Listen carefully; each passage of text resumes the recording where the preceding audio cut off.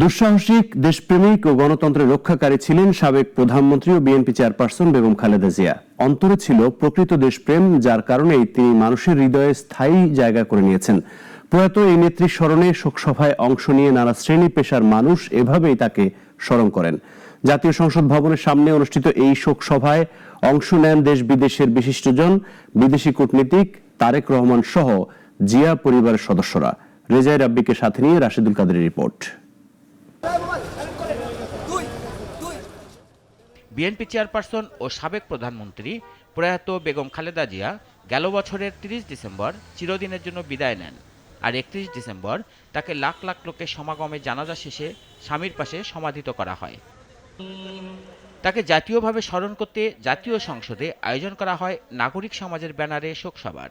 আর এতে অংশ নেন তারেক রহমান সহ জিয়া পরিবারের সদস্যরা। উপস্থিত ছিলেন বিদেশি কূটনৈতিক, রাজনৈতিক দলের নেতৃবৃন্দ এবং নানা শ্রেণী পেশার মানুষ।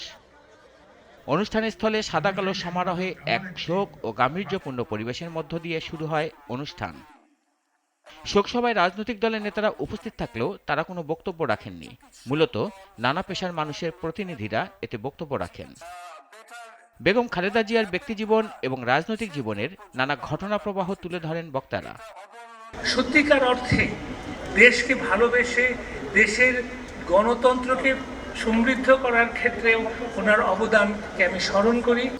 বাংলাদেশের মানুষ আজকে স্বাধীনভাবে ঘৃণাও প্রকাশ করতে পারছে, স্বাধীনভাবে ভালোবাসাও প্রকাশ করতে পারছে। এই জন্য এক নেত্রীর ঠাঁই হয়েছে মানুষের হৃদয়ে, আরেকজনের ঠাঁই হয়েছে বিতাড়িত ভূমিতে। খালেদা জিয়ার কাছ থেকে দেখা অনেকে তাদের বক্তব্যে বেগম জিয়ার রাজনৈতিক জীবনের নানা দিক তুলে ধরেন।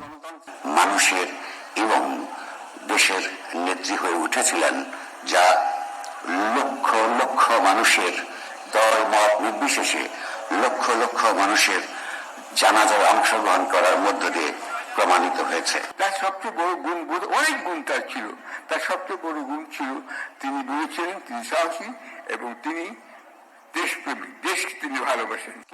দেশ পরিচালনায় এমন নেত্রীর কর্মকাণ্ড অতুলনীয় উল্লেখ করে বক্তারা বলেন, তিনি দেশের স্বার্থের বাহিরে কোনো সিদ্ধান্ত নিতেন না। সে এমন ভাবে চলে গেল যে ঋতু বদলে গেল। একজন মানুষ পুরো শহরটাকে বিরান করে চলে গেল। দেশনেত্রী বেগম খালেদা জিয়ার জানাজা হলো। এর মধ্যে একটা পার্থক্য আছে।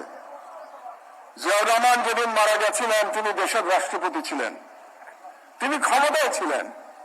বেগম খালেদা জিয়া ক্ষমতায় ছিলেন না, কিন্তু তিনি মানুষের হৃদয়ে ছিলেন। মহান এ নেত্রী চলে গেলেও তিনি অবিস্মরণীয় হয়ে থাকবেন সবার মাঝে, তার দেশপ্রেম ও রাজনৈতিক কর্মকাণ্ডের কারণে বলেও জানান বক্তারা। রাশেদুল কাদের, নাগরিক, ঢাকা।